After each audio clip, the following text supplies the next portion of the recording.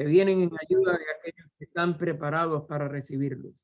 Volvámonos hacia aquellas grandes fuentes, de las cuales emanan incesantemente la fortaleza y la inspiración para todos los que, olvidando el yo, están resueltos a aprender y a compartir sin reservas.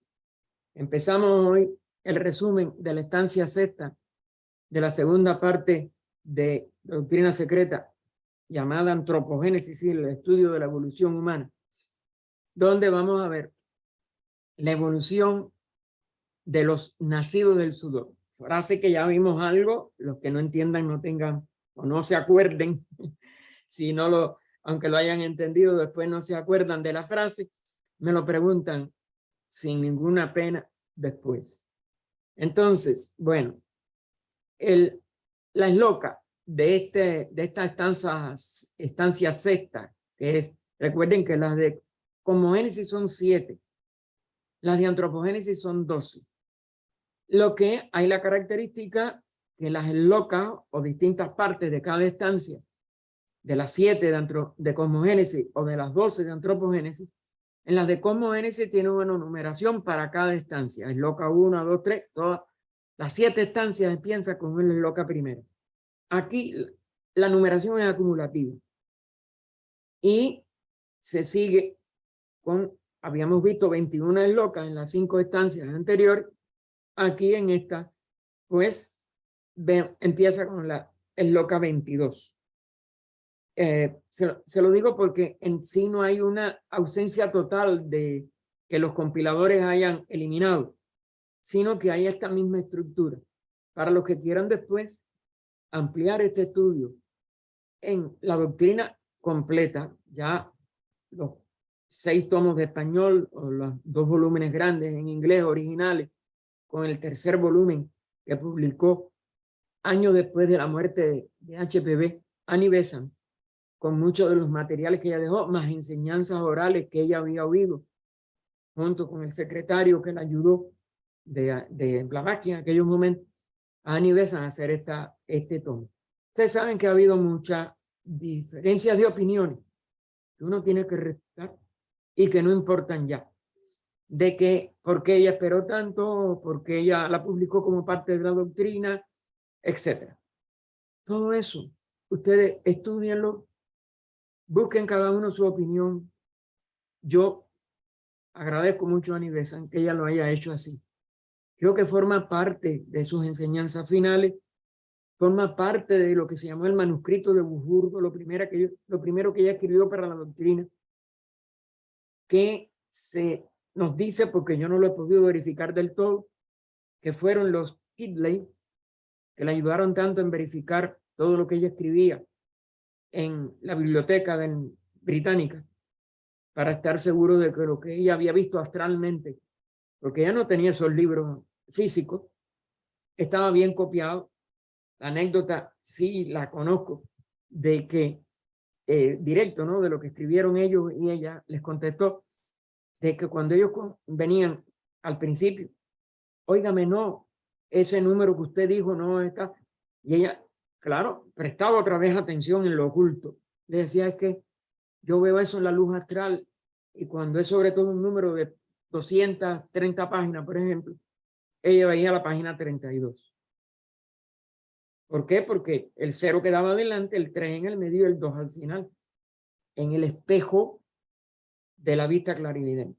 Porque la vista clarividente tiene esa ley del espejo. Y entonces, bueno, ellos se convencieron así y ellos verificaron mucho. De todas maneras, toda esa verificación se repitió, sobre todo en los más de 30 y pico de años que duró toda la investigación que hizo su sobrino nieto Boris de Sirkov para publicar los escritos coleccionados de Blavatsky, muchos de ellos que no se habían localizado y se han seguido localizando. Se ha publicado algo más después de la muerte en el 81 de Boris de Sirkov, pero él empezó desde el 50 a hacer estas labores. Esa es otra cosa. El que pueda comprar los escritos coleccionados o pueda buscar una edición electrónica de ellos como la que hay ahora hecha en España, etcétera, ténganse, cópienla o cómprenla, porque creo que también se vende, pero no dejen de estudiarla.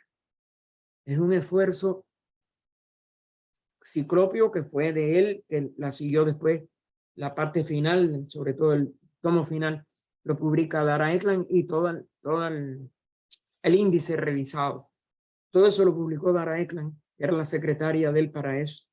Nosotros tuvimos el buen karma de conocerla y muy cerca de su muerte despedirla, porque de verdad lo hizo con un amor tan entrañable.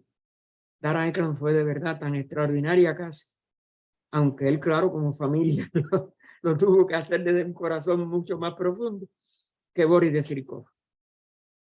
Y ese trabajo hay que seguirlo, porque Blavatsky escribió tanto que no se sabía y que se localizó en base a tantos años de estudio, de sacrificio, de localización y claro, cooperaciones de hermanos de la Sociedad Teosófica, tanto de América como de Holanda y otros países de Europa, como de Adyar, que se le abrieron los archivos, todos de Adyar, a Boris de Sirkov y a Dara, y otros archivos de aquí de Estados Unidos, de la parte de la sociedad que se separó de Adyar, y así.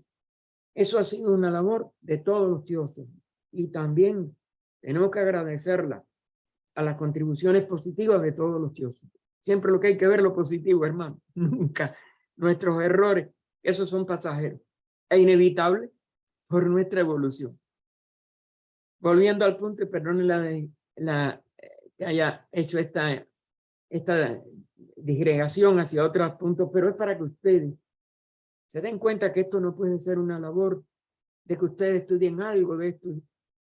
Esto es para toda la vida si ustedes abren su corazón a esta. Y ahí sí sin velo, que no pueden dejarle de abrir el corazón. Allí está la primera clave.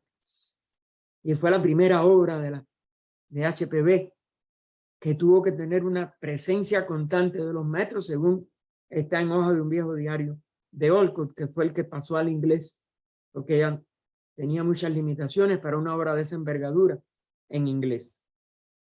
Ya después le ayudaron otros, o la condesa misma Westminster, los Kidley, etcétera, que eran todos de habla inglés, porque Olcott estaba en Adyar y ella había tenido que ir para Europa, primero a Wurzburgo, pasando por Torre del Greco, que en donde a ella también parece que algo oculto, y ella, después de la gravedad tan grande en Adyar, tuvo que allí. Todo eso, fíjense, es que la vida de ella es todo ocultismo. Y por eso, si nosotros aspiramos a realizar la sabiduría divina, tenemos que irnos embebiendo de esa atmósfera. Si no, es imposible. Nosotros estamos todavía a menos de mitad de camino quizás, pero por el promedio a mitad de camino. Así que la evolución de los nacidos del sudor es Loka 22. Después, la segunda se está refiriendo a raza raíz de nuestro actual periodo mundial en esta tierra, que es la cuarta vez que la tierra se activa para 7 razas raíces. Esta era la segunda, o después de la segunda, ¿no? Vamos a la tercera. Después de la segunda, desarrolló la nacida del sudor, la tercera. Y ella aclara, raza. Es decir, que de una raza primera que no tuvo ningún cambio de cuerpo. Fue un solo cuerpo, muy sutil, casi que el chaya de los Pitris Varichando, la sombra, que se densificaba un poco más, pero no llegaba a niveles sólidos, líquidos y gaseosos perceptibles.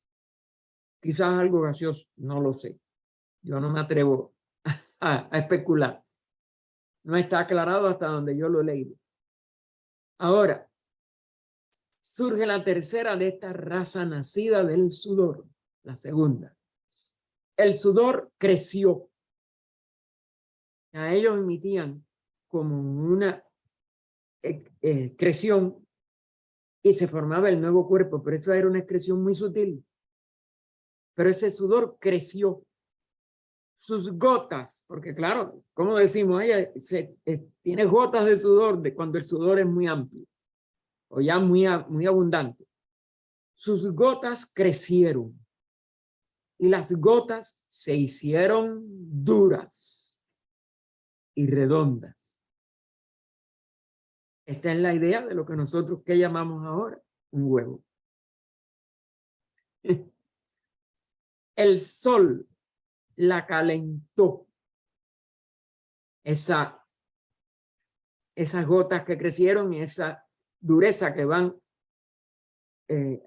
recibiendo, es decir, densificación. Recuerden que todavía aquí no hay una cosa física, densificación relativa, pero con esta es la forma universal de la manifestación, la esfera. Recuerden que eso es la primera figura del proemio de la doctrina, el disco blanco. Claro, en un libro en 2 dimensiones, pero en 3 dimensiones eso es lo que es una esfera. Y eso es lo que el movimiento esférico o esferoidal de todo el universo, de toda la manifestación. Esto es una ley, hermano. El sol la calentó, la luna la enfrió y la formó. ¿Cómo? El sol la calienta para que la luna lo enfríe y lo forme. Aquí se está encerrando el símbolo tanto de la estrella de nuestro logos, de nuestra manifestación, de nuestra expresión del espíritu en el universo, en la manifestación universal, que tiene su estrella, su sol, su luz, la luna, que era simboliza, pero también resume la labor del cuerpo anterior. Por favor, si me pueden, me cierran los micrófonos. Cuerpo de ese logos, de su tercera encarnación, que es hoy nuestro satélite. Es como se estudia en el ocultismo.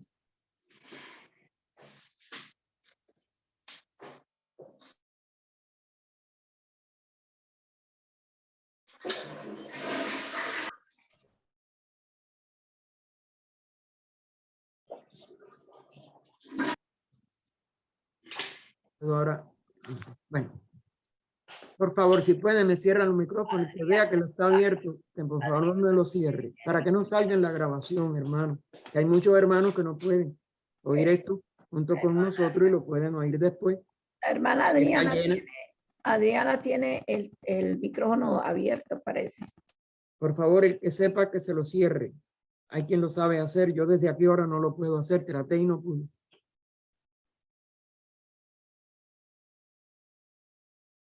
Gracias. Parece que al fin ya se logró. Bien, bueno. El sol la calentó, la luna lo enfrió y la formó. El viento la alimentó hasta su madurez. Desde la estrellada bóveda, el cisne blanco, que aquí es un símbolo para la misma luna, y lo aclara ella en letra bastardilla, pero entre paréntesis, cobijaba a la gran gota, el huevo de la raza futura, es decir, toda la raza como una unidad cobijada por esa madre de nuestra actual encarnación. El padre es el logos, la madre es la luna. Que sea también el símbolo de ese planeta físico en que se hizo esa tercera encarnación. Todo esto tiene, como es natural, elementos de ocultismo que nosotros en la letra, en la palabra, que no es la cosa, no podemos llegar. Solamente descubriremos eso por intuición interna según vayamos nosotros autoconociéndonos, autotransformándonos.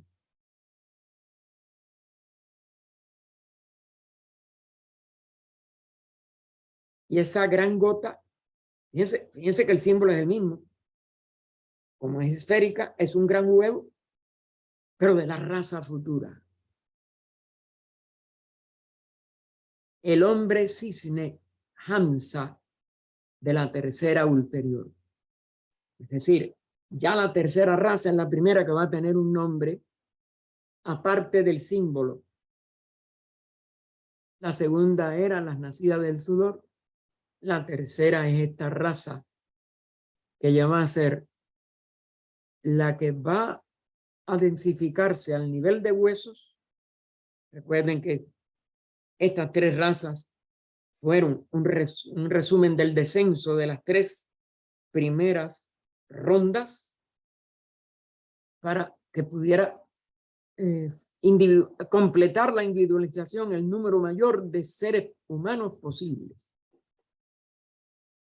Así que el hombre cisne Hansa de la tercera ulterior. Y es la raza después Lemur, es donde vamos a ver el descenso de los señores de la llama, de los señores Pitris, padres del fuego solar, para que pudiéramos pensar, activar. No es que nosotros recibiéramos un principio, sino activación del principio de la inteligencia, que no estaba activado en ninguna de las razas anteriores, ni completamente despierto en ninguna de las rondas anteriores, aunque había ya, como si dijéramos, su anuncio. Como pasa con los animales cuando ya llegan a ser un animal doméstico. No tienen personalidad, no pueden pensar con autoconciencia de sí mismos, pero van absorbiendo algo de la memoria, de la inteligencia, aprenden de ese ser humano que los domestica. Hasta ahí el inciso A. Primariamente macho-hembra. El principio de la tercera raza siguen siendo un solo ser, que vimos que en la segunda ya empezaba a poder ser hermafrodita. En la primera es asexuada totalmente, pero ya empieza a densificarse y cada paso de densificación es acercarse a esta polaridad de lo que llamamos ahora hombre-mujer, macho-hembra, etc. ¿Para qué? Para poder llevar la evolución de la conciencia a una serie de pasos que no son ni concebibles ni útiles en una humanidad demasiado primitiva. Luego, hombre y mujer. Primeramente, macho-hembra con un guión, luego, hombre y mujer. Esa es la ley por la cual lo uno se desenvuelve en lo mucho incluido el par de opuestos de lo que llamamos los sexos. Que se usen mal, que no hayamos llegado todavía a lo que es la verdadera concepción del nacimiento espiritual, eso es otra cosa. Pero son pasos necesarios y leyes que nosotros tenemos que aprender a no solo respetar, sino a usar, no solo en el sentido físico, que la usamos, a veces con violaciones de las leyes de la naturaleza, pero bueno, se usa.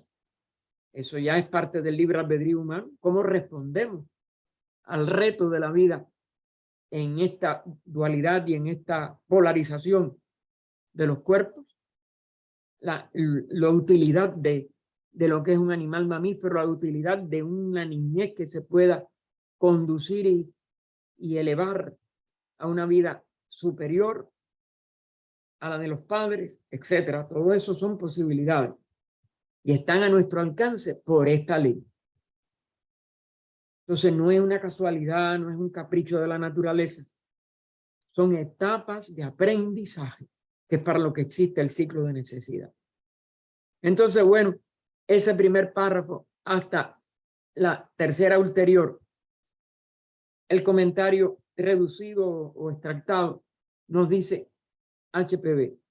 El texto de la estancia implica claramente que el embrión humano fue alimentado ab extra por fuerzas cósmicas.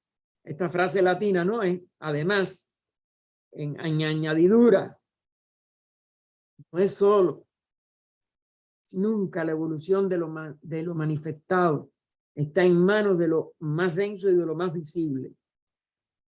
Se necesita canalizar fuerzas cósmicas. ¿Por qué? Porque ese hombre o esa humanidad que se va a completar, ¿qué cosa es? un microcosmos del macrocosmos. Por tanto, en la especie humana, que no solo es el séptimo reino, y el número 7 es el que cierra un ciclo completo, etcétera, y todo lo demás que sabemos del 7, más lo que nos queda por descubrir y aprender, pues tiene que estar, como si dijéramos, entrelazado a ese cosmos de la manera específica para poder llegar a expresar ese microcosmos en su integridad. Que nos falta mucho. Figúrense que solamente estos grandes nirmanakayas, estos grandes custodios de la evolución humana, son los que lo expresan en su integridad. Nosotros somos chapuceros todavía. Pero bueno, tenemos ya ciertos factores para poder llegar a desarrollar esa perfección y esa capacidad de expresar en nuestra naturaleza individual primero y después autorrealizada de la vida total en la etapa superhumana, la capacidad de reflejar un cosmos en un solo ser que pertenece al cosmos manifestado.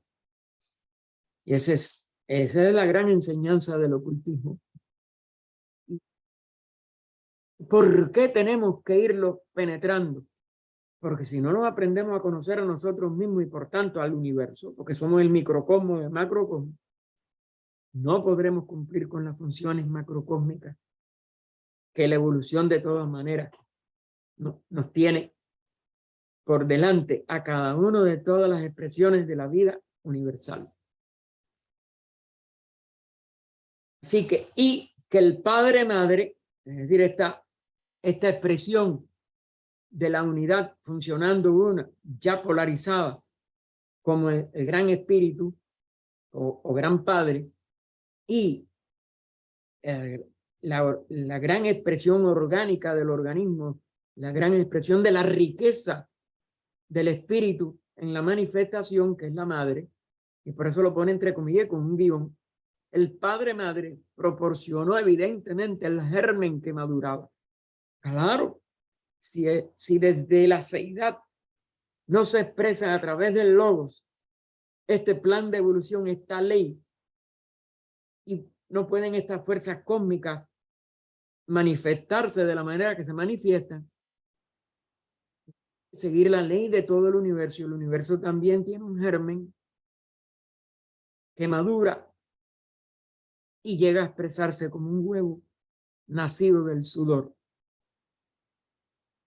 en el nivel de la segunda raza. Para ser empollado, ya en toda la primera mitad de la tercera, de alguna manera misteriosa, desconectado del doble, entre comillas, padre. ¿Por qué? Porque ya la criatura, y en cierto aspecto la raza, no lo sabemos en qué punto y en qué momento, pues el padre ya cumple su función para el germen, es decir, suministrarle la capacidad de convertirse en otro organismo idéntico al suyo, pero es la madre la que lo empolla. Claro, en el caso de las aves puede empollar el padre si ve que la madre no está o lo que sea. Hay misterios, pero el calor de la madre es el que es más necesario. Y entonces empolla de alguna manera misteriosa, desconectado del doble padre. Es decir, la ley es que sea la madre la que empolle, la que le dé el calor a ese huevo. Es comparativamente, y esto todo tiene su aspecto físico o su aspecto objetivo, pero su misterio esotérico. Es comparativamente fácil concebir una humanidad ovípara, puesto que aún ahora, en cierto sentido, el hombre nace de huevo. Ese líquido amniótico, todo eso que lo envuelve es un huevo. Que no llega a tener la cáscara dura, no sale afuera. Salía afuera en esa primera mitad. Y salía el niño ya adulto, igual que un pollo que puede, o un pato que puede tirarse al agua y está listo para comer lo que come el pato padre y la pata madre, pues era idéntico. Nos parece ridículo, nos parece, pero es la ley, hermanos, que está haciendo ahí, en esas especies que siguen siendo ovíparas, pues dando, como si dijéramos, el preludio de lo que fuimos nosotros también, aunque ahora somos ovovivíparos, aunque no en el nivel tan técnico de otras especies. Y el inciso B, esta última, primeramente macho, hembra, luego hombre y mujer. Esta declaración es muy curiosa, según la explican los comentarios. Recuerden que son, que siempre que lo tienen en la obra original están en letra itálica o bastardilla, y que eran las aclaraciones y las ampliaciones que ya se hacían en la escuela donde HPB estuvo entre todo, porque son 2 periodos, pero bueno, más o menos de 7 años a los pies de su maestro para poder salir al mundo a fundar la sociedad. Y para poder, de todas maneras, eso esencialmente, luchar y eliminar y triunfar sobre ella misma, sobre el psiquismo que ella trajo.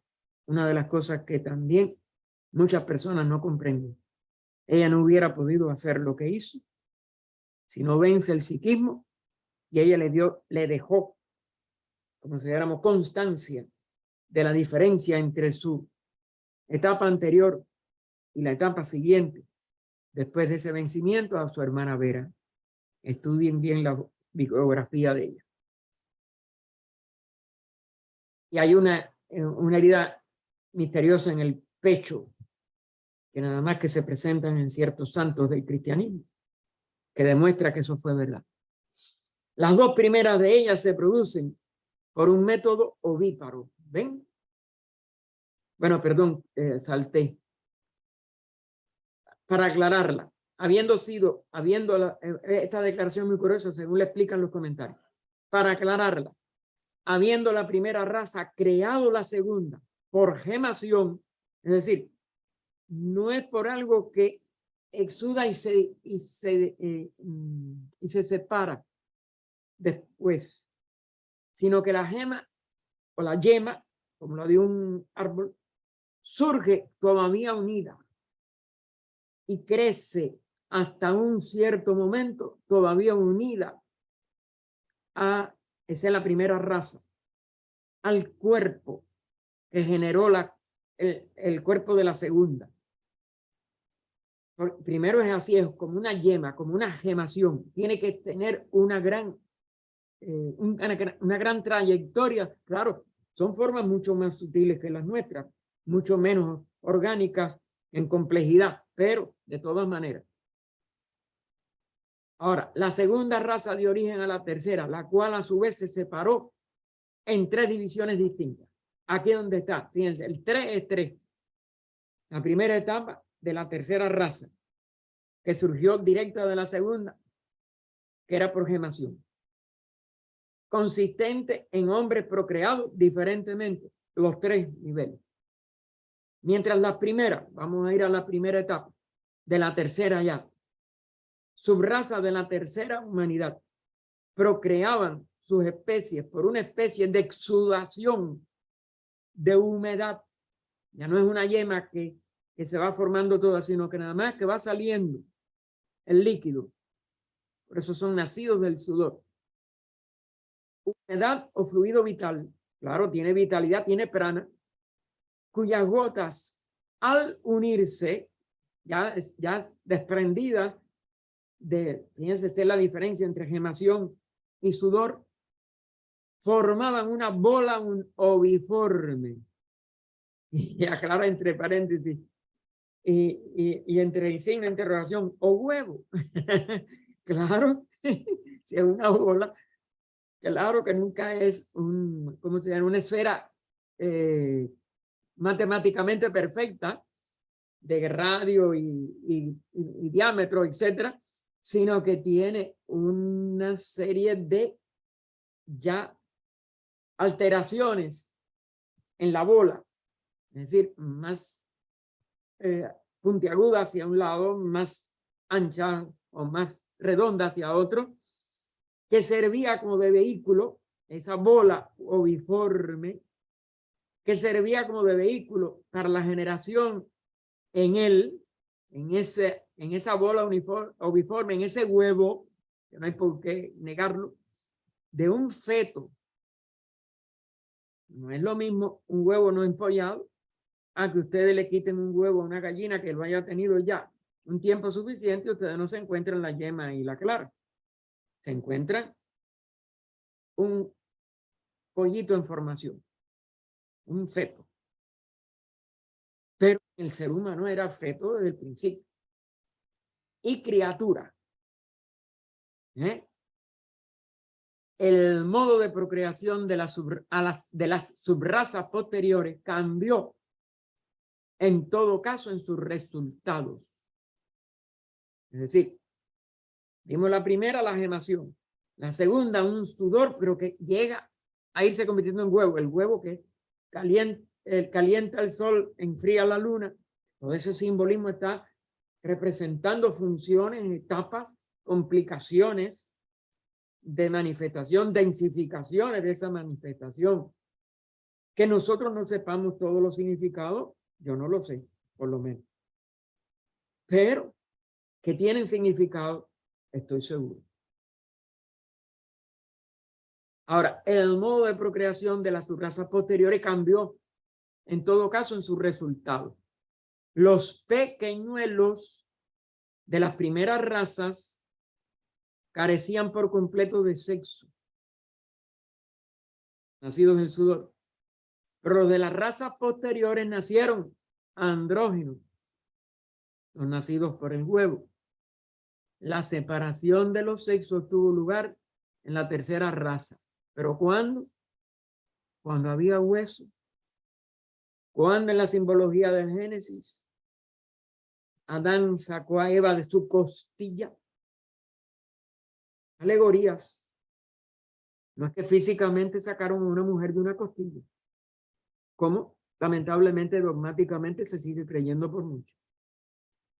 Es todo un proceso por el cual se necesita la polaridad, que todavía es necesaria. Y que cumple una función, la procreación. Así que de asexual, que era primeramente la humanidad, se convirtió de un modo definido en hermafrodita o bisexual, y finalmente los huevos productores de hombres principiaron a dar nacimiento de modo gradual y casi imperceptible en la naturaleza, no va a saltos en su desarrollo evolutivo o evolucionario. Primero a seres en los que un sexo predominaba sobre el otro, pero todavía hermafroditas. Y por último a hombres y mujeres diferenciados, como es en la etapa actual. Y eso es lo que hace que haya una serie de cambios simbolizados, vuelvo a insistir, en las escrituras materializadas exotéricamente, en toda una serie de formas mitológicas o hasta ridículas y totalmente ajenas a esto, a un aprendizaje de la ley, que por ley tiene que aprender toda criatura. ¿Por qué? Porque se tiene que dominar tanto los aspectos activos, positivos, masculinos, como creativos, pasivos, femeninos, etc.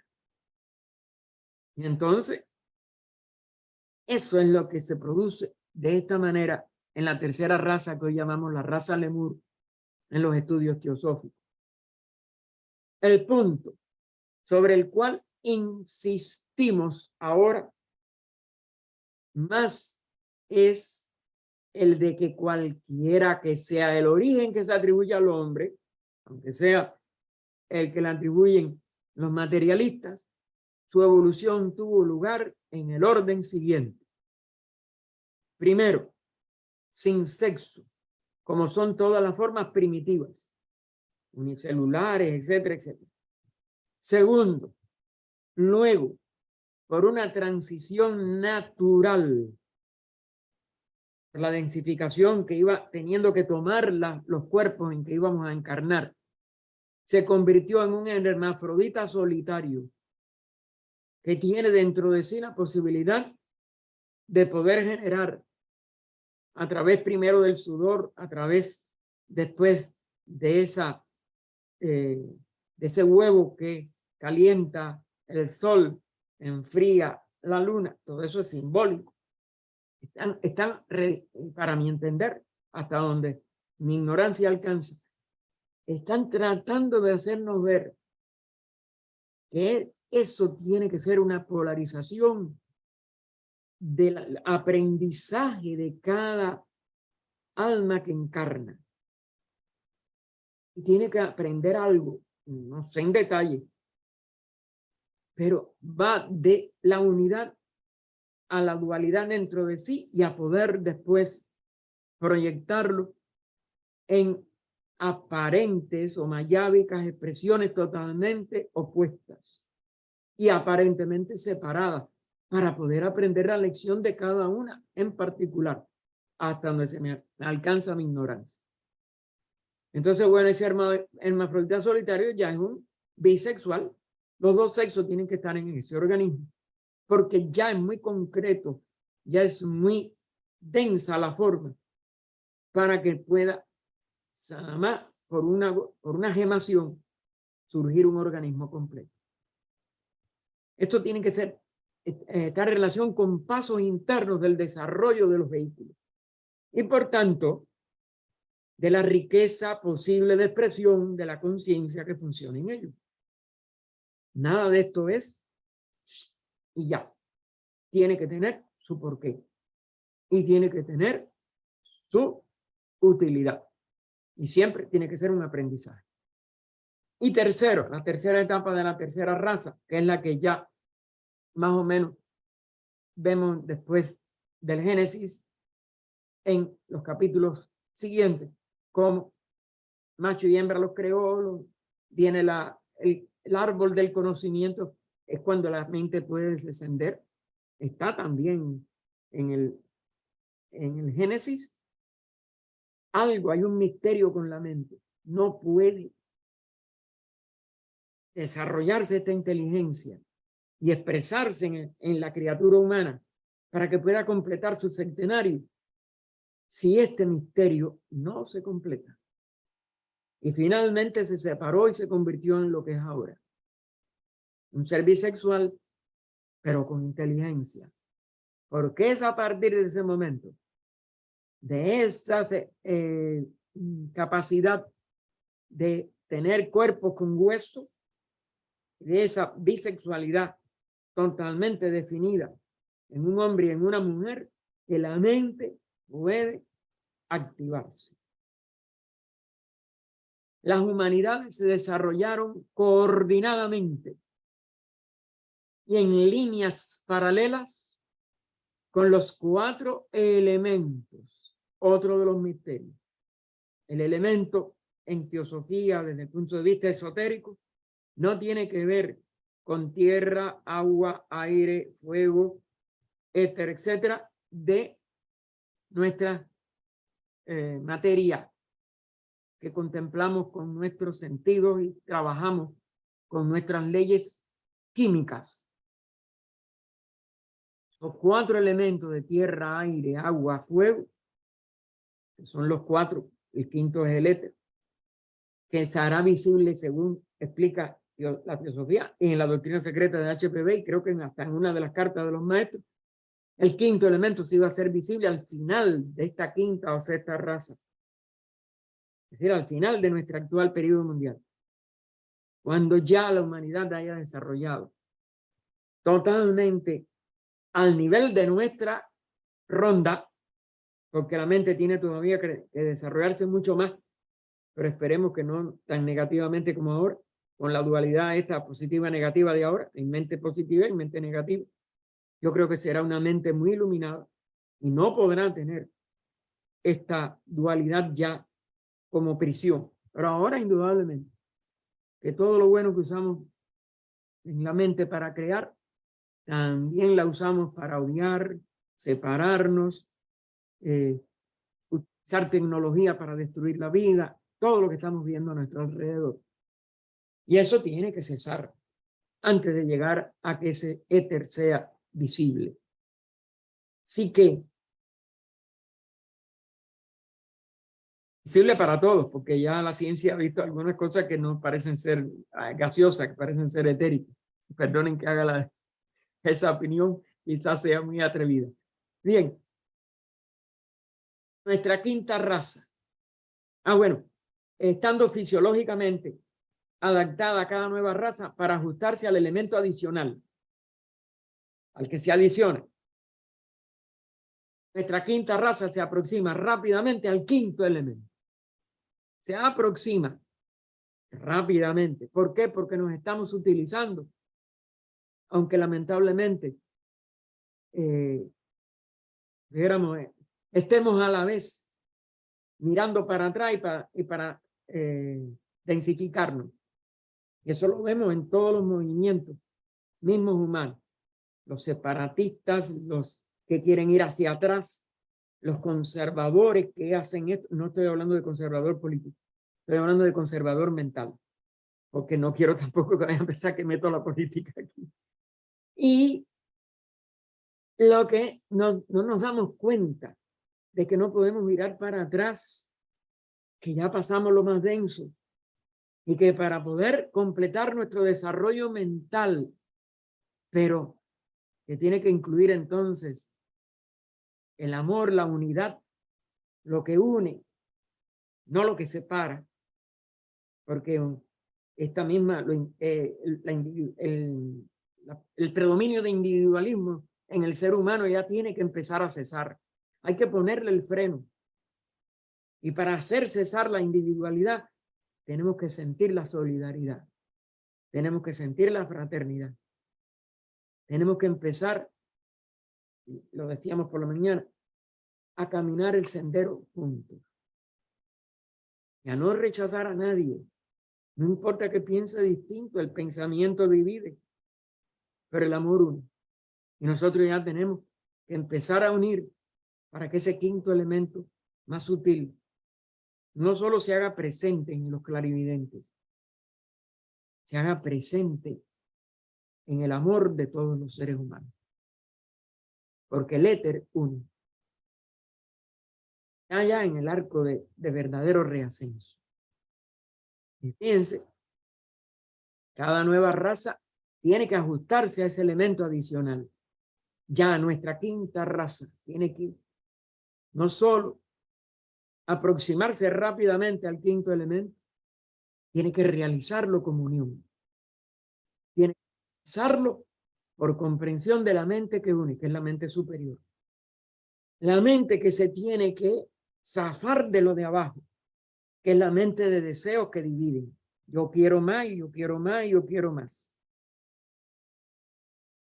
La mente que aspira a la unidad, aspira a incluir todo y que ya tiene el todo en el corazón. Así que nuestra quinta raza se aproxima rápidamente al quinto elemento. Llámese el éter interestelar si se quiere. Igual que se le llama tierra y no es tierra. Igual que se le llama agua y no es agua. Igual que se le llama aire y no es aire. El que conocemos físicamente, insisto. Igual que le llamamos fuego, pero no es el fuego físico. Le llamamos éter. Pero fíjense cómo ella le pone una cualidad interestelar. Aunque usted dirá, no, sí, ese que está entre nuestro sol y las estrellas de Sirio y la estrella de no sé cuánto y la astrología y todo eso. Pamemas, perdónenme, pero es que nosotros no sabemos nada de la ciencia verdadera de la astrología. Y queremos, porque eso tiene que ser los adeptos. Está explicado por HPV cuando habló de astrología. Búsquenlo. porque yo no estoy hablando de lo que se me ocurre en eso. A mí se me ocurren otras cosas y las digo, y si es disparate, ¿qué voy a hacer? Pero esto no, esto está dicho por HPV. Pero hay que buscarlo. Porque el que no lo ha encontrado es porque quiere estar en su pasado, como fue la astrología del pasado. Pero esa no va a volver. Tiene que volver la de los adeptos, que son los únicos que tienen la verdadera astrología. La de la vida una. Tras las apariencias que están en las estrellas físicas y los espacios interestelares etéricos. Es como lo interpreto. Perdonen si también discrepo con ustedes. Pero uno de los elementos es lo que es físico. Y la verdadera astrología no es la que es física ni la que se hace en una computadora. Eso es un absurdo. Porque no tiene que ver con lo material, tiene que ver con lo interno, con lo espiritual. Lo que pasa es que los velos nunca se han levantado de ellos. Eso siempre ha sido esotérico. Es como lo interpreto. Y vuelvo a repetir, perdonen los que discrepan. No estamos dogmatizando, estamos dando una opinión. Así que entonces, llámese el interestelar, el éter, si se quiere, el cual sin embargo se relaciona más con la psicología que con la física. Por eso es que quise hacer esto, porque yo quizá me vaya más allá, tanto a lo que va más allá, que me quede en un vacío y en la inopia o en la ignorancia completa, pero la prefiero a que el éter, a que todas estas cosas, a que todos estos elementos del ocultismo los sigamos relacionando con la cáscara física de nuestro planeta. No lo es. Porque aún de la tierra verdadera, de los ocultistas, el agua verdadera, que se compara con el astral, compara, pero tiene su presencia en otros niveles. Con lo mental de la, ¿cómo se llama? Del fuego, del aire, perdón, y el fuego. Y ahora del éter.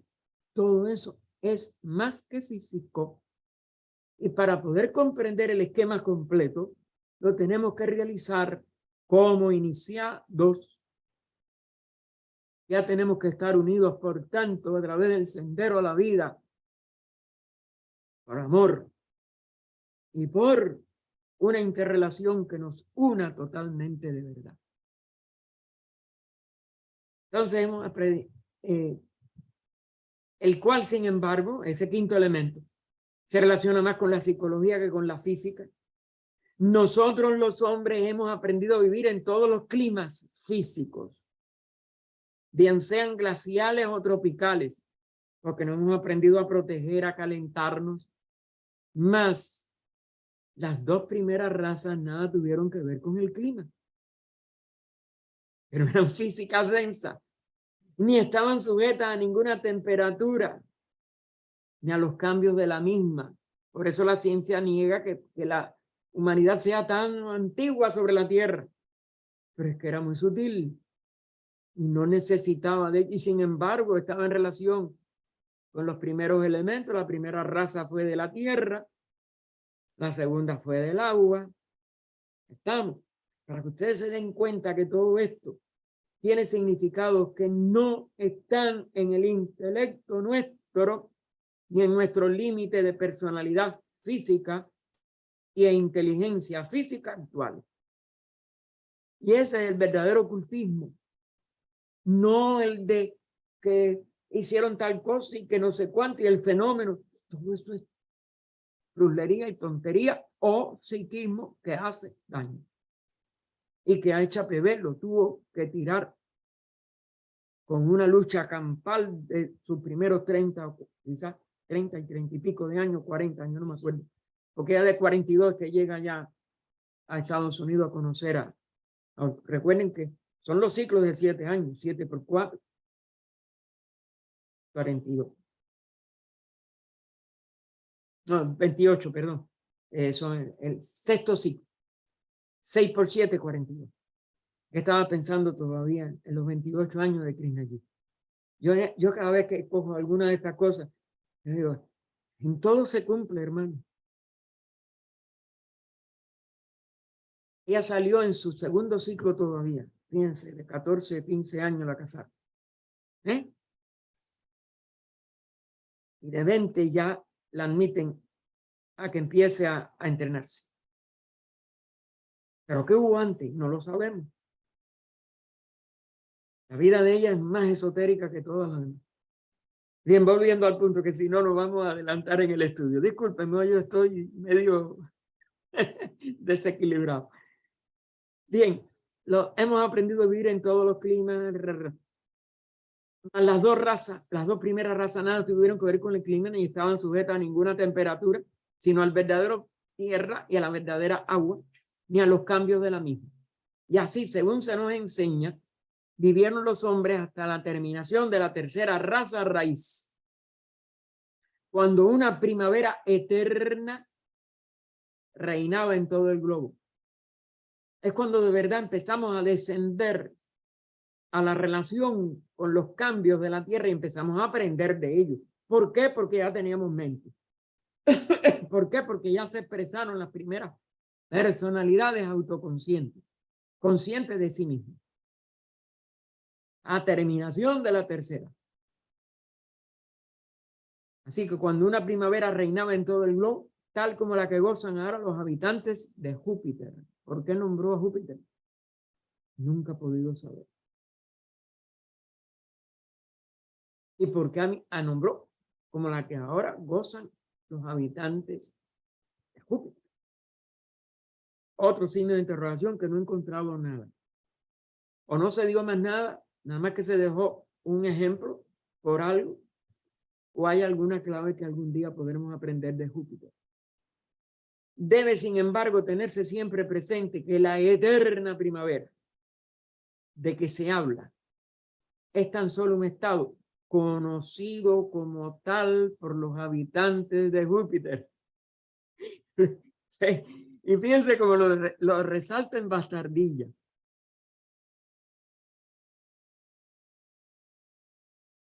No es la primavera, entre comillas, tal como nosotros la conocemos. Nada de esto se refiere a algo físico, sino a etapas de evolución. Es la primavera de nuestra humanidad, que aquella la simboliza con ese estado de conciencia, que no sé si es que está en ese mismo estado ahora. Quizás una humanidad en Júpiter. Son preguntas que yo me he seguido haciendo, pero más nada, hermano. Yo no tengo ninguna posible respuesta, pero sí de que ella no puso nada por casualidad, ni para dejarlo como algo vacío. En algo podemos nosotros despertar ahí. Es cuando la humanidad empieza a pensar. La mayoría de nosotros estamos ahora empezando en realidad a pensar. Podemos tener una primavera eterna, Gaspar. interna. Sí, dime. Pero no, espérate, vamos, porque quedan 7 minutos. Yo te veo después. Gracias, mija. Pero no, vamos a no hacer porque quedan 7 minutos. Y entonces, la esloca 23, para dejarla aunque sea comenzada, porque es que si no, no adelantamos nada y yo he perdido mucho tiempo de ustedes. Me disculpan. Los nacidos por sí mismos fueron los chayas. Es decir, estos dobles de la primera raza, dados por los Pitris Varichats, nacían por sí mismos. Las sombras de los cuerpos de los hijos del crepúsculo. Ustedes saben que el cuerpo de los hijos del crepúsculo es una de las frases simbólicas que después se van a ir, como dijéramos, repitiendo en algunas otras partes de la obra. Pero este es un conocimiento que hay que seguirle el rastro. Y que yo no recuerdo en detalle porque yo tenía notas de hace muchos años, fíjese, del 60, 61 a 67, que fueron los primeros estudios que yo hice con Carmen Segón Pozo. Y todo aquello se me perdió y yo más nunca lo he podido volver a hacer. Ni soy ordenado para hacerlo. Así que me perdonan. Pero sé que hay esta referencia, busquen la frase. Ahora que hay ediciones electrónicas es muy fácil.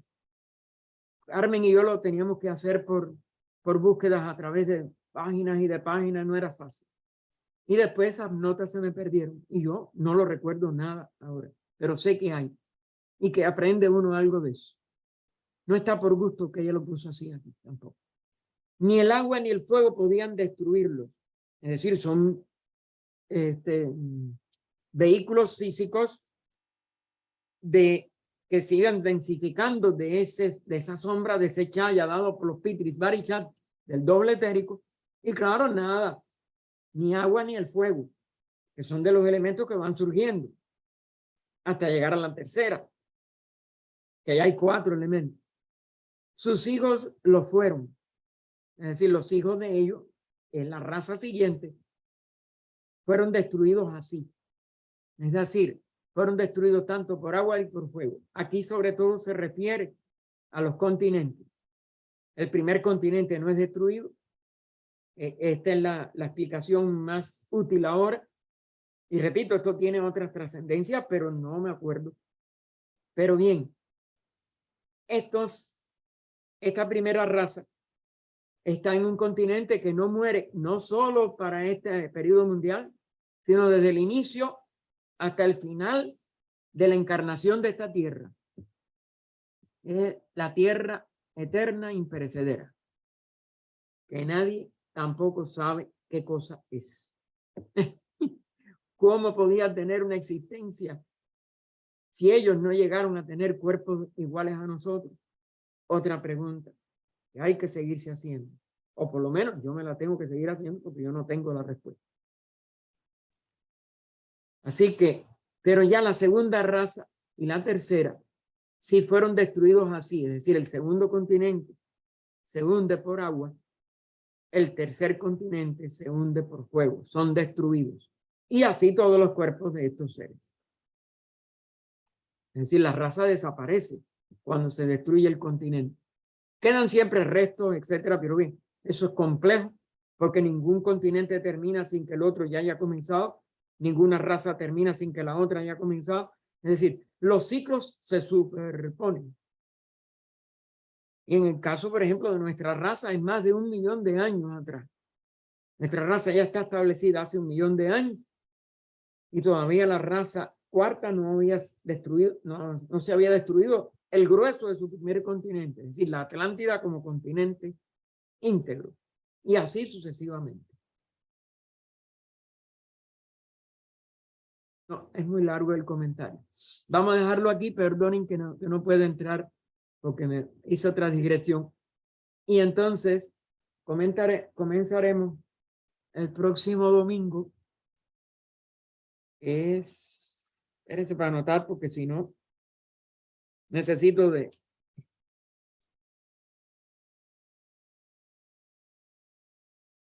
Neto, que es el que siempre me apunta. 266, comentario 23. Leeremos el comentario de la loca 23, porque nunca vamos a hacer otra cosa. Y ahora sí, enseguida voy a las preguntas. Déjenme cerrar con la invocación de Anibeso. Oh vida oculta que vibras en cada átomo. Oh luz oculta que brillas en cada criatura. Oh amor oculto que todo lo abarcas en la unidad. Que cada ser que se sienta uno contigo, sepa que por lo tanto es también uno con todos los demás. Paz, paz, paz a todos los seres. Adelante, Georgina. Él había levantado la mano primero Dani. Gracias, hermana Georgina, gracias. Adelante, entonces, Dani. Hermano Gaspar. No me parecía en orden correcto, Dani, aparecía en segundo, perdón. No hay problema, yo sé que ni tú no yo llegas. Yo sé, no hay problema. Conmigo tampoco.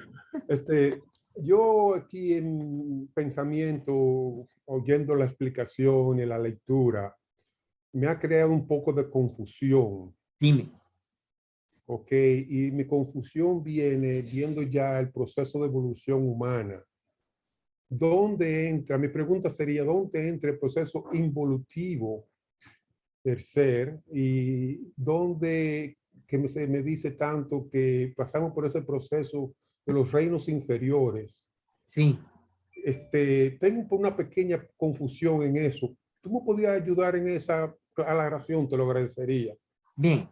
Como experiencia no te puedo dar ninguna, porque yo no lo he visto, ni yo tengo ninguna capacidad superior.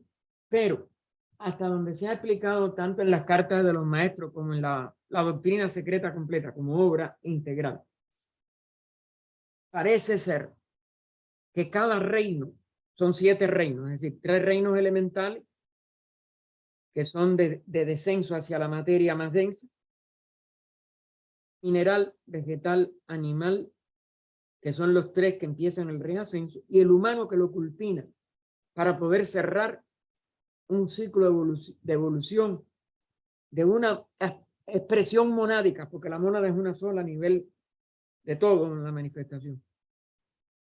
Mónada significa uno, y es eso, la vida una. La vida una aprende durante 7 reinos a poder expresarse manifestándose en una jerarquía como lo que llamamos un logos, tanto de un sistema solar, de un sistema planetario, de cualquier nivel galáctico, etcétera. Eso no se sabe a dónde la evolución no tiene ni principio ni fin. No es que los 3 reinos elementales surjan de la nada, sino surgen como expresiones de la vida ahora que no han pasado anteriormente. No se sabe cómo se puede registrar en esa unidad lo que ha pasado y lo que no ha pasado. Otra de las signos de interrogación sin respuesta para mí hasta ahora. Y tienen que aprender y son traídas a la manifestación como mónadas en plural para que todas aprendan a través de los 7 reinos a lo que es un Manvantara, en donde el espíritu se expresa como activador del espacio, que llamamos entonces Prakriti o naturaleza, Purusa Prakriti. Entonces, esos 7, ¿cómo se llama? Reinos, tienen que completarse en 7 grandes encarnaciones de un universo, de un macro universo. Es decir, de un sistema que le podemos llamar solar galáctico, ¿no? Porque en eso también la duración de un universo como ese no abarca todo un Mahamanvantara.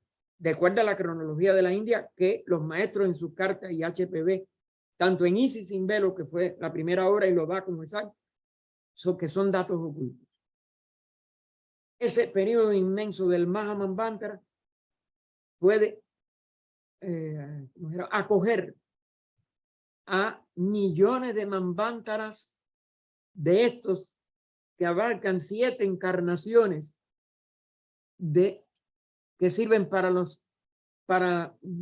la evolución, involución primero y evolución después te aclaro por qué los 2 nombres, de los 7 reinos.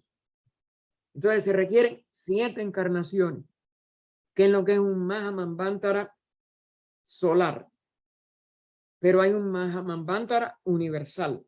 Ese, dice la cronología de la India, dura 311 billones de 12 ceros del sistema francés, 40.000 millones de años más.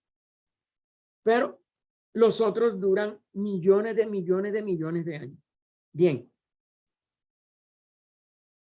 Si tú coges uno de esos manvántaras solares o planetarios, que tiene 7 encarnaciones del logo planetario o del logo solar, durante las 7 encarnaciones. En la primera encarnación se cumple el primer reino elemental, en la segunda el segundo, en la tercera el tercero, en la cuarta encarnación se expresan como minerales, esa misma mónada, en el quinto se expresan como vegetales, en el sexto se expresan como animales, en el séptimo como seres humanos y pueden alcanzar la estatura de anchojánica. Es decir, los señores de sabiduría que se expresan ya unidos como una jerarquía del logo. Y de ahí siguen evolucionando. Eso no tiene ni principio ni fin. ¿Qué hay antes de esos 7 reinos? No sabemos. ¿Qué hay después de estos 7 reinos? Esas jerarquías dianchojánicas hasta que se expresan como jerarquía logoica, porque el logo no es un ser individual, es una jerarquía de una serie de jerarquías dianchojánicas unidas entonces como una expresión de un logo. Pero primero planetario, 7 logos planetarios nos dan un logo solar y de ahí para arriba no sabemos más. Pero sigue, sabemos que sigue, pero no tenemos. Yo por lo menos no he encontrado referencia. Quizás la haya y se le escapan a uno. Entonces, ¿por qué involución y evolución? Porque el universo no puede expresar el nivel más denso de golpe y porrazo desde un nivel de la nada, que a la vez es todo, es un todo nada, como manifestación en un pralaya o durante todo pralaya, y se vuelve un universo, uno en lo diverso durante cada manvántara. Pero como hay manvántara de distintas duraciones, imagínate la complejidad. Yo por lo menos, mi mente no da. Ahora, sí entiendo que si de esa sutilidad o ausencia de expresión o de manifestación surge un nivel sutilísimo para poder llegar a este nivel físico que está en 7 planos más abajo del sistema solar, más 7 planos más cósmicos de los cuales no se sabe nada. Porque esto es complejísimo, es 7 por 7 por 7 por 7. Pues bien, no se puede llegar y entonces, ¿cómo llega? El logo los trae hasta el nivel que nosotros llamamos plano mental, que es donde está el enlace con la materia más densa. Y entonces es que empiezan a expresarse como primer reino elemental, segundo reino elemental en el plano psíquico de deseo ahora para nosotros, y en el tercer reino elemental pueden llegar a convertirse en minerales. Esa es, como dijéramos, la culminación de su descenso en el tercer plano. Y ya ahí están en el plano más denso. ¿Cómo? ¿Qué pasa arriba? No sé nada. Mineral pasa a vegetal, animal, pero ya liberando la vida que quedó aprisionada al máximo en el mineral, aunque de todas maneras él termina su vida mineral como un cristal. Desde cristal de agua a los cristales de piedras preciosas a otras cosas que no conocemos, no sabemos. Pero empiezan a expresar la vida. Hoy está comprobado por la ciencia. Y bueno, lo tuvieron que comprobar con fracasos. Cuando se empezaron a tallar las piedras preciosas, pero no se sabían sus ejes de cristalización. Es decir, ¿qué cosa es una materia mineral cristalizada? Que está ordenada, que está convertida en un órgano. Ordenada y organizada es lo mismo. Y en el caso, por ejemplo, de un diamante, el más duro y el más peligroso de las piedras a tallar. Si no se estudian los ejes de cristalización del diamante y se le da el corte, y fíjate lo duro que es, que hay que darlo con polvo de diamante mismo, etcétera, en contra del eje o de varios ejes, creo que son, no me acuerdo ahora. Yo lo estudié una vez en algo de mineralogía que me interesó por eso, por la vida que está escondida en el animal. Y bueno, tuve dos primos que aprendieron a tallar diamantes. Si tú lo haces en contra del eje de cristalización o no respetando al menos algo del eje de cristalización, detalle no recuerdo, se vuelve otra vez a convertir en carbón. La disuelves, es decir, la destruyes. Luego eso demuestra de que es una organización. ¿Y de qué va a ser la organización? De la vida. Y si ella resiste a que tú vamos a decir, la dañes, porque dañas el eje, dañaste su nacimiento, pues es que la mataste, vamos a decir, mataste el cristal.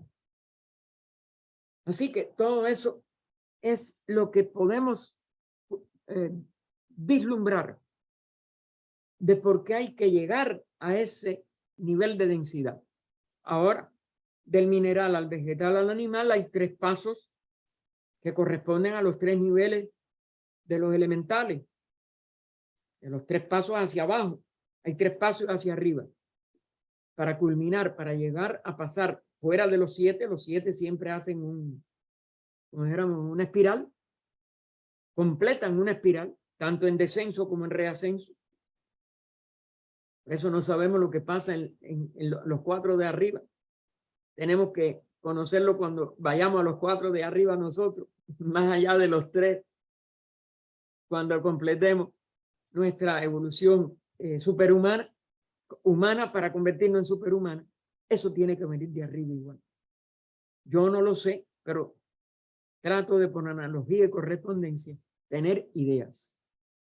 Es lo que te puedo decir, Dani. Esto está envuelto en todos los misterios de las leyes de la naturaleza. Y nosotros estamos sin nacer todavía. Estamos en vida intrauterina, tratando de nacer al ocultismo. Perdona si no puedo darte más. No, me pusiste mucha luz ahora mismo. Me llevaste muy lejos. Gracias, Gaspar. Muy agradecido. No, por nada. Síguelo investigando. Y sigue estas líneas de estudio.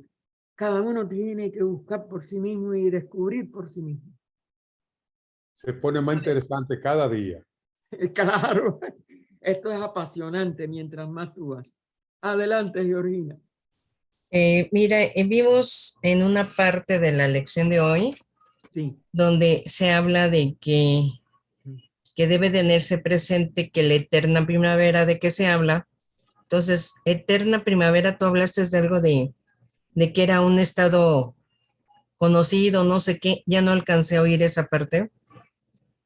Porque comentaste que no era la primavera que vivimos normalmente, Claro. ¿no? No, lo pone ella. No es que lo diga yo, no es una interpretación mía. No, es una eterna, y fíjate, pone eterna. Es decir, parece que son estados antes de descender a determinados niveles de materialidad que son incomprensibles para nosotros ahora. Lo que sí ella hace énfasis en esto es que la Tierra no necesitaba tener nuestras condiciones climáticas, que es para aprender a protegernos de eso, de los cambios de frío. Nosotros tenemos que aprender constantemente a través de ellos.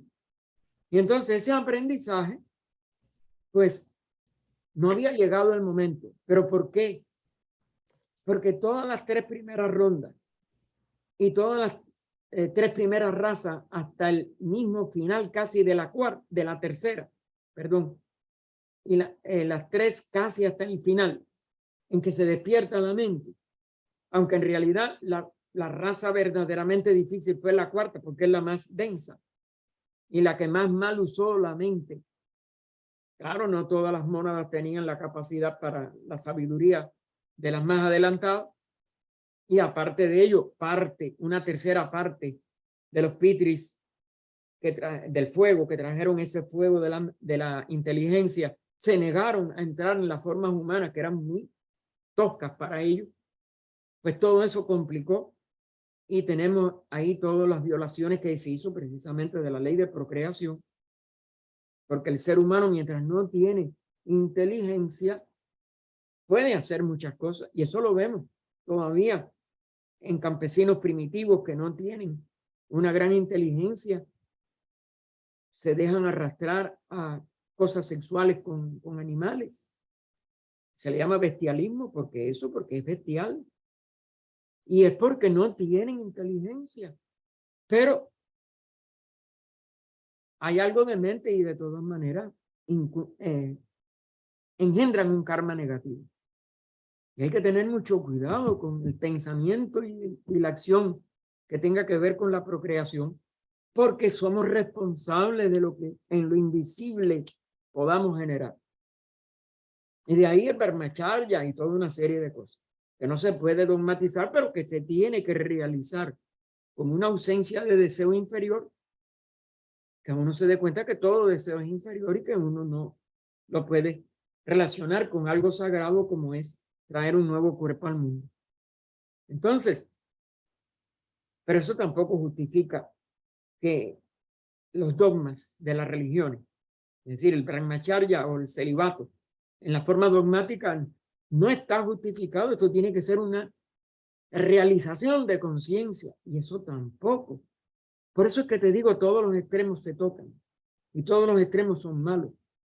Tenemos que ir hacia el bien, pero con inteligencia, comprensión y por uno mismo, no obligando a otro a lo que todavía no entiende.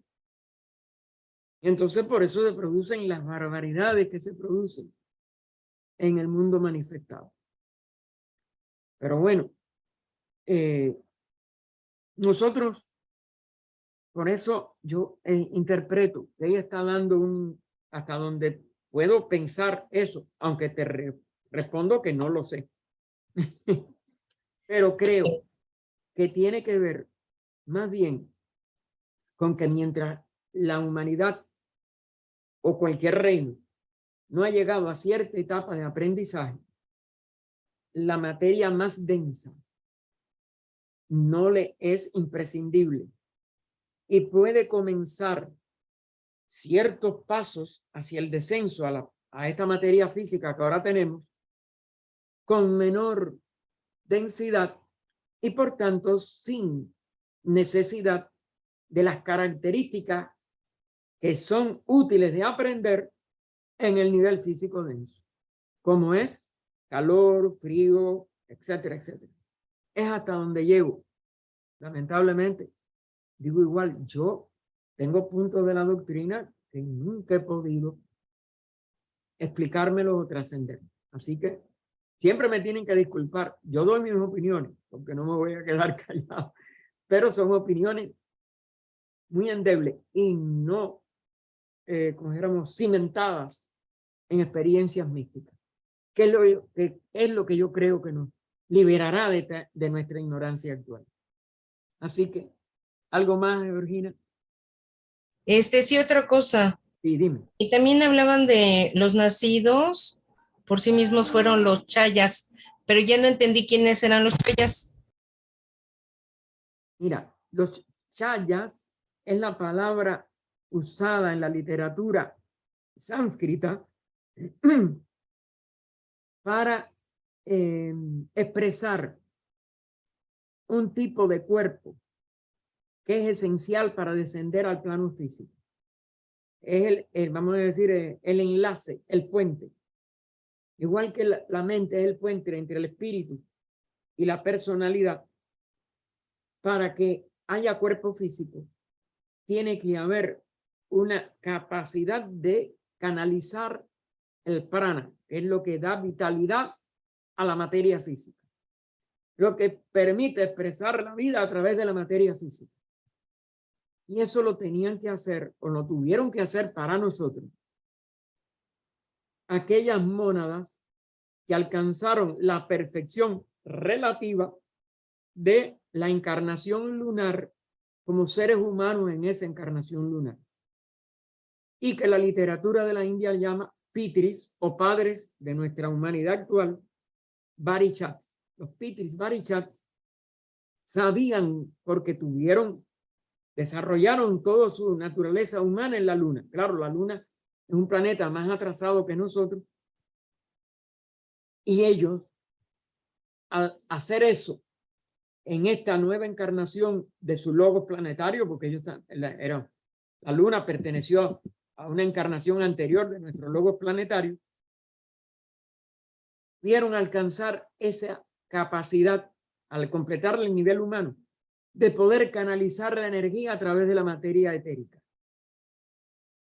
Pero ellos tuvieron también que sacrificarse y continuar la evolución para ir, como si dijéramos, a través de ese sacrificio, adelantando a una etapa que no pudieron alcanzar en la luna. Y aunque se les llame señores de la luna, o Pitris Barichats, y que les sirvió para preparar también el que los Pitris Amisvatas, que sí son solares y tienen misterios enormes, proceden de otro sistema, se interpreta como que de Venus, que es de los que se conoce algo, el más adelantado. Pero eso está así, y detalle, es Venus físicamente, ya habían pasado todo lo físico, no lo sabemos. Esos Pitris Amisvatas, porque a mí me quedan muchas dudas con los Amisvatas, más que con los lunares. Me quedan muchas dudas con los lunares, pero no de tanta envergadura. Estos Pitris solares fueron los que entonces despertaron la mente y encarnaron en muchos de los egos más adelantados de la Tierra, quizás esos mismos Pitris lunares, no sabemos detalles, porque la carrera de la evolución es una carrera de relevo. Unos le dan la mano al otro y el otro al otro y el otro al otro. Ninguno se queda, como si dijéramos, en pocas cosas o en las mismas cosas que alcanzaron en una etapa anterior. La evolución continúa. Y claro, los que están en relación con algunos, por ejemplo, nuestra Tierra no tenía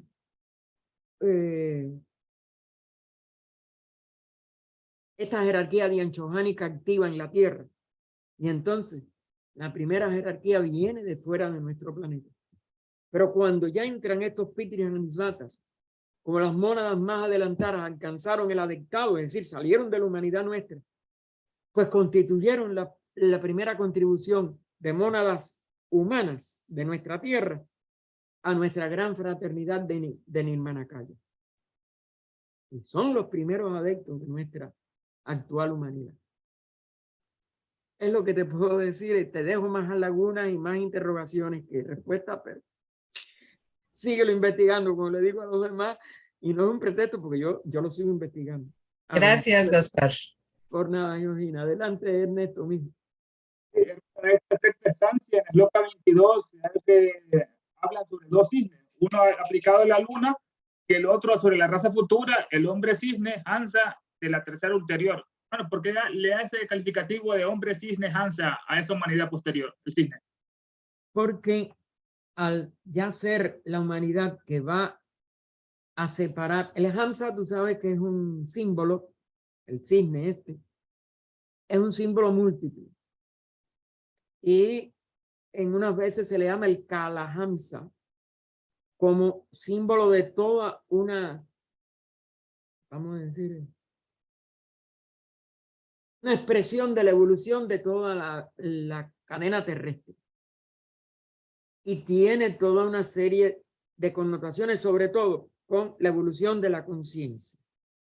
Cuando ya eso se va a despertar, esa inteligencia, estamos ya en el, como dijéramos, en los umbrales de ello, estamos en la cuarta ronda, se ha preparado la primera raza, la segunda, aparte, se ha dado la oportunidad de que más número de almas que todavía pertenecían a almas grupales se individualicen.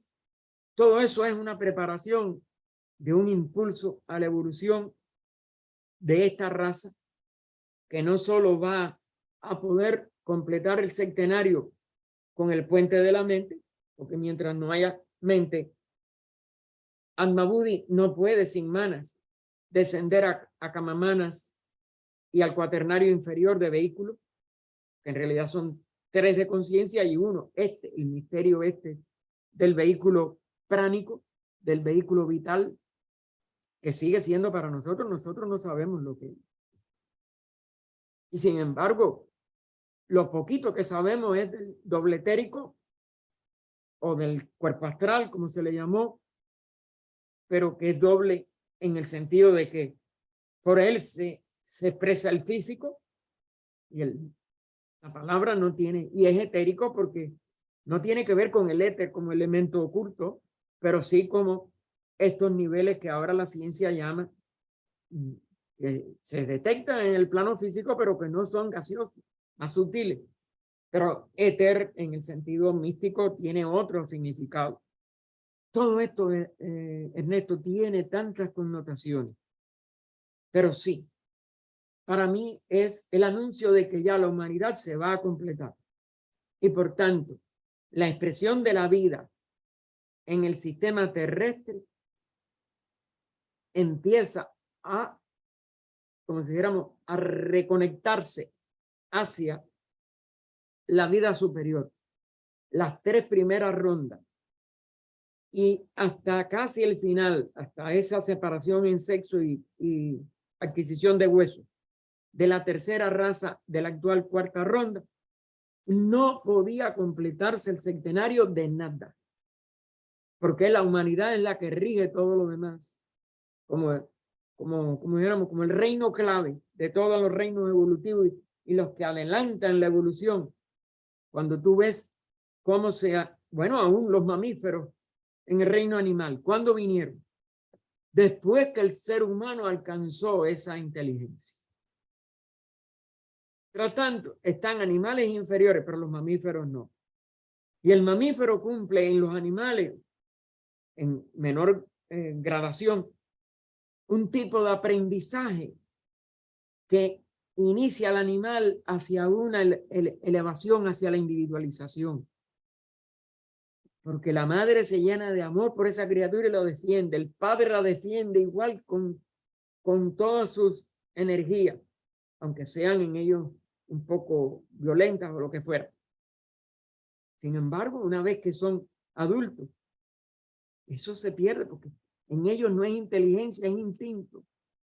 Pero un instinto que les hace aprender, que les hace guiar y cuidar ya por otro ser, cosa que no hace otros animales. Todos son lecciones, Ernesto, y todos igual que están oyendo. Todos son lecciones y son lecciones que cumplen una planificación de inteligencia universal. Pero bueno, detalles, como en todo, siempre te tengo que contestar. Sigue investigando, que yo tampoco lo sé. Y yo lo sigo investigando. No hay otro remedio. Esa es la ley. Tenemos que ir más alto para poder entonces comprender más amplio o más profundo. ¿Algo más, Ernesto? Hermano, Jimena quería decir algo, creo. ¿Se Dime. acuerda que lo interrumpió? No, Jimena, yo no sé si... Adelante, Jimena. No, no, Yo yo no sabía, la voz no la identifiqué. no Dime, importa. Jimena. Mira, lo que yo te quería decir era que acá abajo había una llamada acerca de Júpiter en el libro. Pero Léela. De todas maneras está la grabación para lo que... es larga. Es muy larga. larga. Ah, bueno. Sí. Entonces, me la recuerdan el próximo. Ah, no, Ok. eso sí me hubieras dicho. Oye, es una llamada, hay una llamada. Como después lo Yo vamos a pensé ver. que era una, perdona, yo pensé que era una pregunta. No te preocupes porque a la larga sale mejor, se lee con calma la próxima vez. Ok. Estudiando lo que dice. Gracias. Gracias por tu comprensión y tu cariño. Gracias, no te preocupes. Bien, hermano. En una hora, porque ya son las 3 de aquí de la tarde, a las 4 de aquí, tenemos el servicio de sanación por los enfermos, que ustedes saben que hay tanto sufrimiento en el mundo y siempre habrá algo por la paz en nuestros corazones, que también es necesaria para toda la humanidad en un día como hoy, como dijo Magali por la mañana, en que se conmemora por guerra tantas muertes y tantas cosas, y que engendró otra guerra peor, que por cierto después, lo que pasa que los voy a decir un momentico antes de cerrar completo. Nosotros nos quedamos asombrados porque todo el mundo se impactó. Yo había acabado de estar aquí en Estados Unidos de visita, había acabado de llegar a Cuba y cuando vi por la televisión aquella cosa tan horrorosa, me quedé petrificado. Y en esos días llegó a Cuba, que siempre llegaba por correo postal, en aquella época no había nada en Cuba que pudiera llegar por otras vías, ni había computadoras modernas ni nada de eso, aunque ya la había en otros lugares. Y Yo tenía una, pero primitiva, en mi trabajo, no mía. Y óigame, llegó el Teósofis. Ese Teósofis salió de, ¿cómo se llama?, de India mucho antes. Radha Burnier había escrito, viéndola, porque ya se sabía, había muchas cosas muy negativas, que nada de violencia podría contestarse con violencia porque engendraba más violencia. Bueno, es un llamado a la paz en ese Teósofis, que si la humanidad hubiera podido oír aquellas palabras cuando empezó la guerra del Golfo, todo aquello que empezó, todo aquello que siguió, Afganistán, lo otro, Irak, quizás no estaríamos todavía tan complicados si se hubiera podido perdonar desde el corazón aquella muerte horrible de todos esos seres humanos. Lamentablemente no. Se respondió con guerra, se respondió con venganza y seguimos enredados en eso. Hoy es uno, mañana es otro, pasado es el otro, pasado es el otro, porque es una cadena viciosa, es un círculo vicioso hacia abajo. Tenemos que saber perdonar, aunque nos toque a nosotros morir violentamente en un atentado, en cualquier cosa que pase. Eso es lo que les deseamos a ustedes, que puedan hacer nacer en su corazón ese perdón y esa ausencia de venganza